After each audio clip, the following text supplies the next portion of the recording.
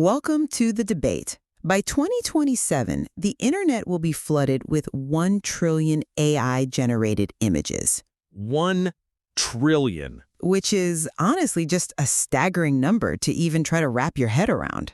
It really is. I mean, that means in the time it takes you to listen to this show, machines will have autonomously generated more content than humanity created in the entire 20th century. Yeah, it's a profound structural shift. Right.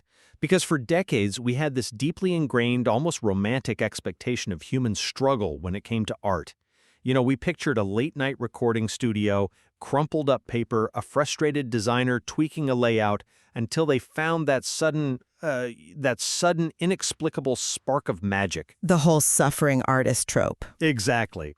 But right now, we are looking at a $500 billion AI opportunity economy that is essentially turning that recording studio into a server rack. Well, and that brings us to the core question before us today, which is whether human creativity is being functionally replaced by autonomous artificial intelligence. And to be clear on my stance based on the material we're looking at, I argue that autonomous transformative AI is fundamentally outcomputing the human soul. It's replacing creative professionals by turning art into a highly scalable, computational process that completely dominates the market. And I take the opposing view. I argue that by driving the cost of mechanical, rote production down to essentially zero, AI actually makes true, irreplaceable human originality the most valuable asset on Earth. It doesn't replace the human spark. It democratizes the tools of creation globally, which forces the market to place an absolute premium on genuine cultural connection. Well, let's lay out the reality of what this technology is actually doing right now. Because we aren't just talking about an AI that acts as a passive assistant anymore. Right, we're past the basic chatbots. Way past. We are looking at transformative AI, TAI. These are agents that autonomously ideate, execute, and sell content directly to consumers. And the sheer scale of this autonomous production breaks the traditional link between human artistic originality and market value. But scale doesn't necessarily negate value, right? We'll look at the mechanisms. We have TAI agents orchestrated by frameworks like AutoGPT. And for those listening who might not be in the developer weeds, AutoGPT doesn't just wait for you to type a prompt. No, it's completely self-directed. Exactly. You give it a high-level goal, like create a profitable YouTube channel, and the AI writes its own prompts, breaks the goal down into a to-do list, scrapes the web for trending topics, generates the scripts, and deploys the final product with perfect SEO optimization. Which is incredibly efficient. It is. Look at Runway ML's Gen 3 agents. They are autonomously generating short films, auto-editing them, uploading them to YouTube, and these channels are pulling in $10,000 monthly. Yeah, 10 grand a month is nothing to ignore. And in the e-commerce space, Baidu's Ernie generates fashion renders that convert 20% better than human photography. When an AI can A/B test thousands of variants to find the exact combination of pixels that triggers a viral response, the human creative professional is just fundamentally outmatched. Okay, but let's zoom in on that Baidu Ernie statistic for a second, because you just said it converts 20% better, but we really need to look at the mechanism of why. Okay. It's not because the AI has better taste, right, or a deeper artistic soul. It's because the technology commoditizes the mechanical execution of art. It can dynamically alter the lighting or the background of an image to match the precise demographic of the person looking at the screen. Right, it's hyper-personalized. Exactly. A human photographer can't take 10,000 photos for 10,000 specific shoppers. But that technological shift, that's a democratization of production, not a replacement of creativity. I mean, I would argue it's both. Well, look at the $500 billion AI economy. It is empowering individuals globally in ways that were previously impossible, simply because the baseline production is now essentially free. Take a creator in Kenya right now making $5,000 a month. Doing what exactly? They aren't writing code. They are using 11 Labs to localize highly complex educational farming videos into regional dialects with perfect lip syncing. Or look at a seller in Mexico City generating $20,000 a month in profit by designing custom merchandise and running a fully automated Shopify storefront. But the AI is doing the heavy lifting there. The mechanical lifting, yes. but successful monetization still requires human direction, cultural localization, and an understanding of the end user. Well, an AI can't match my specific artistic taste, so my job is safe. But the data shows the market is happily consuming AI-generated soul without needing that human touch. I wouldn't call it soul, though. But TAI is succeeding in domains we previously thought required deep human vulnerability. Look at music and literature. Platforms like Suno.ai and Udio, they aren't just giving you a drum loop anymore. No, they generate full tracks. Right. You give them a genre and they economously compose the track, write the lyrics, and layer the vocals via spectral synthesis. And to be clear on how that works, the AI isn't just pasting together audio samples of real singers. Right, it's synthesis. It is mathematically generating the physical properties of a human vocal cord, vibrating in real time, to create a voice that has never existed. And these tracks are racking up millions of streams on Spotify. True. On Amazon KDP, AI authors are churning out short romances that are selling 10,000 copies monthly. The traditional concept of artistic originality is just being circumvented by machines that understand consumer preferences better than humans do. You have to look at the inevitable end point of that volume, though. We brought up the MIT projection. 1 trillion AI images by 2027. Yeah. When you have frameworks pumping out thousands of variants of a romance novel or an abstract painting, you create massive market saturation. The basic economic principle of infinite supply dictates that the value of algorithmic, generic content will plunge towards zero. If it's generic, sure. But even high-quality algorithmic content becomes ubiquitous. This saturation dilutes the value of computation. And this brings up a concept in art that we can call the proof of work theory. Okay, explain that. Historically, we value a hyper-realistic Renaissance painting precisely because we know a human spent 400 hours agonizing over every brushstroke. The friction and the time are actually part of the value. The struggle, basically. Exactly. So when an AI can execute a technically perfect image in a millisecond for a fraction of a cent, that technical perfection is no longer what the consumer pays for. The true market power reverts entirely to humans who offer an irreplaceable story. People will pay for the human context, the verified human vulnerability behind the art, because that becomes the only scarce resource left in an ocean of algorithmic abundance. I sort of understand the theory of proof of work, but the market behavior tells a completely different story. The consumer scrolling TikTok at 11 p.m., they don't care if a song took 400 hours to make or 4 milliseconds. You don't think so? Not at all. They just care that the dopamine hit lands, and the AI is scientifically optimizing that hit. If an algorithm can test a hook, read the engagement latency, literally measuring how many milliseconds before a user swipes away, feed that data back, tweak the baseline or the tempo, and generate a new version instantly, human intuition is just being outcomputed. We're moving past tools and into autonomous agents. But human culture isn't a solved mathematical equation. It's dynamic, it's rebellious, and deeply tied to human vulnerability. These are things you can't optimize because they shift precisely when they become too optimized. How do you mean? Well, yes, the AI can find the current dopamine trigger, but the moment that sound or visual becomes ubiquitous, which it will, because of the trillion images and millions of tracks you just mentioned, it becomes acoustic wallpaper. It just fades into the background noise of the internet. The human always has to step in to break the pattern. Wait, but do they? You say the human steps in, but let's look at who is actually managing these new systems. The data shows humans are increasingly unnecessary even for that oversight. I disagree that they're unnecessary. Well, look at it this way. The AI isn't just generating acoustic wallpaper. It's generating the entirety of the engagement loop. Look at the IFPI reports indicating that 15% of streams in 2025 were AI sourced. The AI spots the cultural rebellion you mentioned faster than a human can. Faster? Maybe, but not with context. But it scans Twitter APIs, it analyzes sentiment around a micro-trend, generates the content, deploys it, and monetizes it instantly. We are talking about AI utilizing its own sentiment models to iterate without human intervention.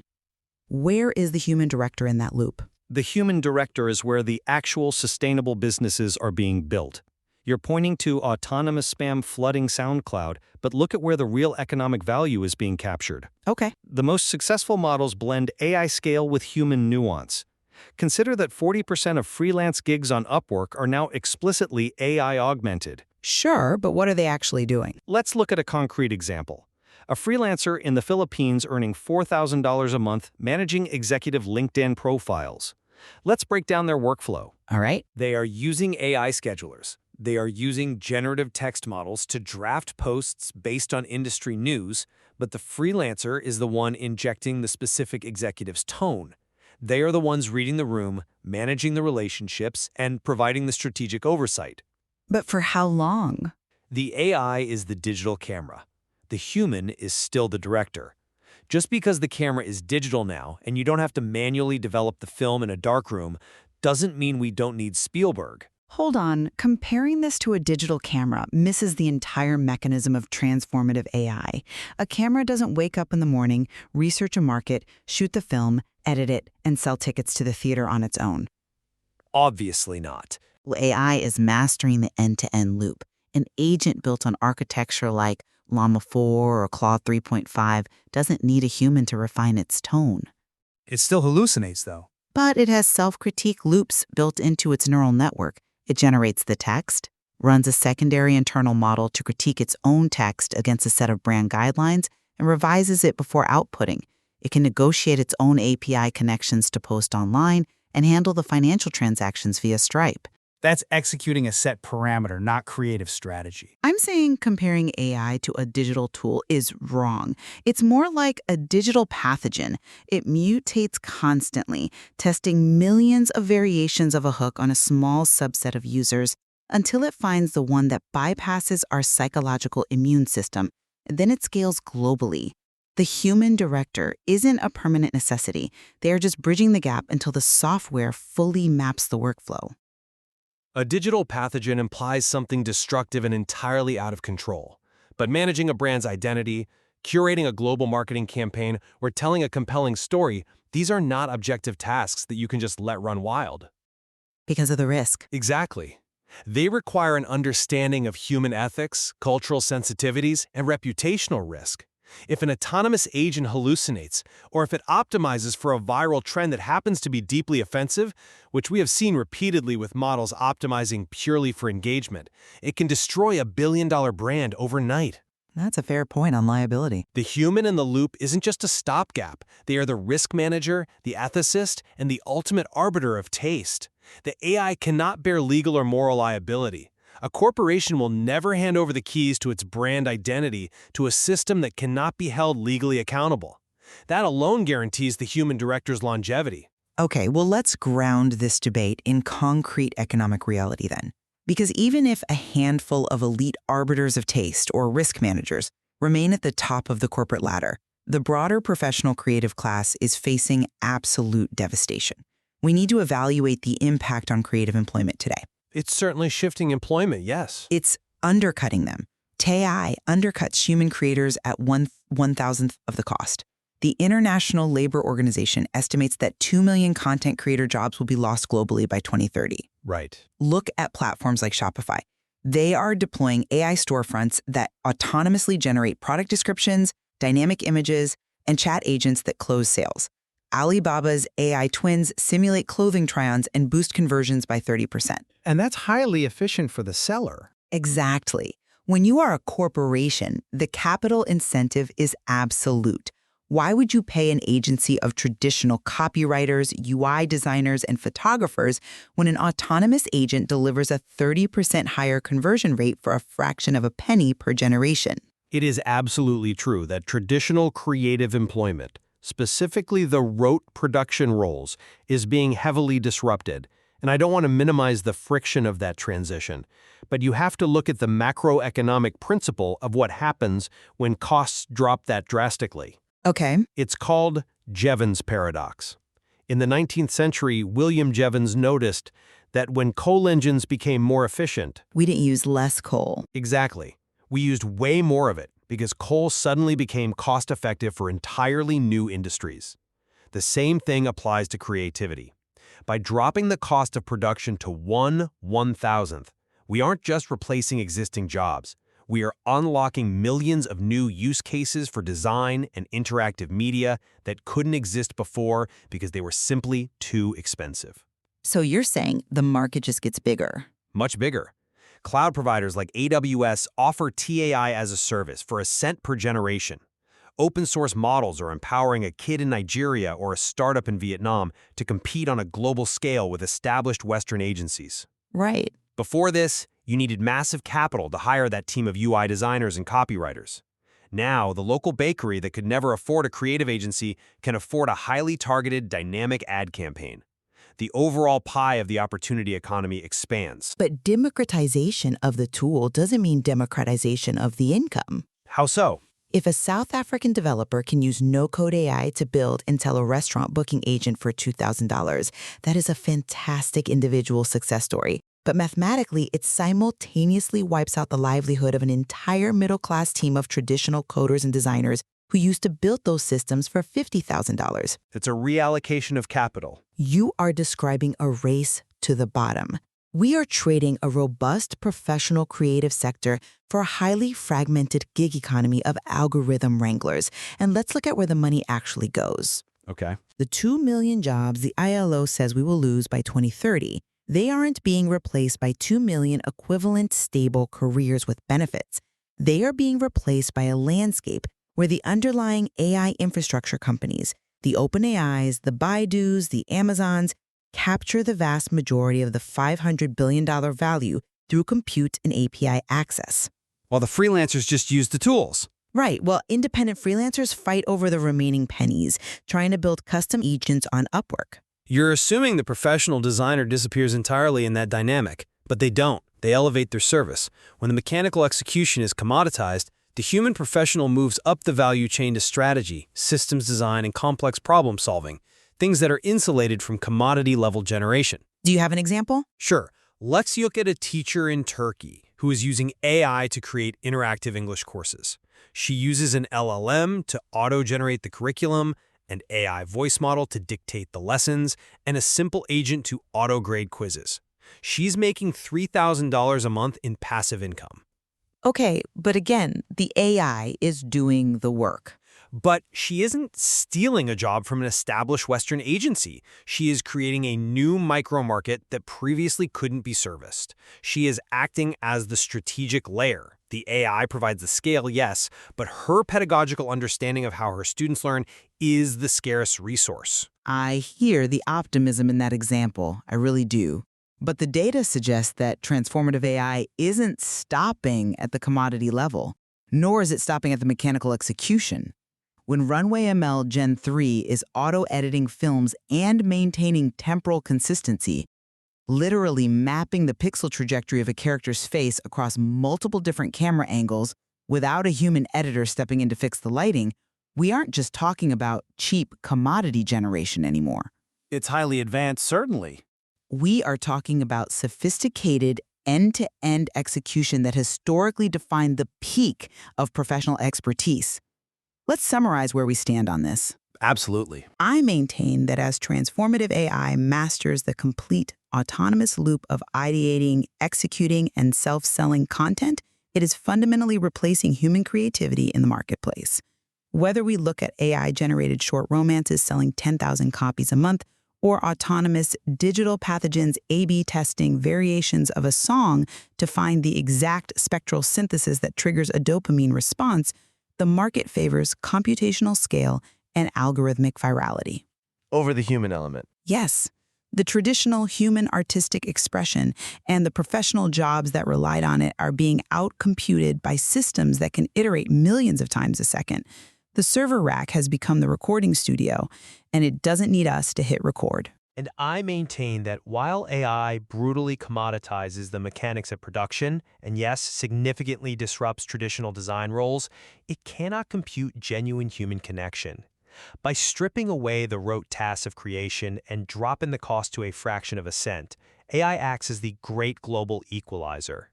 By lowering the barrier to entry. Exactly. It empowers millions of people across the global south to enter markets they were previously priced out of. And more importantly, the inevitable saturation of algorithmic content guarantees that the highest market premium will ultimately be placed on what AI cannot mathematically generate. The proof of work, the cultural context, the verified human story, and the ethical direction. When everything can be faked perfectly, the only thing of value is the verified truth of human experience. Well, we both clearly agree that the creative economy has been irreversibly transformed. The traditional barriers to production are gone, and the capabilities of these multimodal models are expanding at a rate that is frankly difficult to even quantify. There is immense value in examining this profound shift from multiple angles, and the data we've discussed today really just scratches the surface of the underlying material. Absolutely. The mechanisms driving this shift, the neural networks, the economic shifts towards zero marginal cost, the global capital flows, they demand our constant scrutiny. So we leave you, the listener, to explore this material further and decide for yourself. If you are a creator, a designer, or just a consumer of culture, you have a front row seat to this evolution. When you look at the future of the art you consume, will it be defined by an endless, frictionless abundance of algorithmic generation, perfectly tailored to your psychology? Or will you find that the proof of work, the irreplaceable human spark, is the only thing that actually matters? Think back to that recording studio we talked about at the start. The question isn't just whether the server rack can autonomously generate a hit song. The real question is, when you finally hear it, will you still care?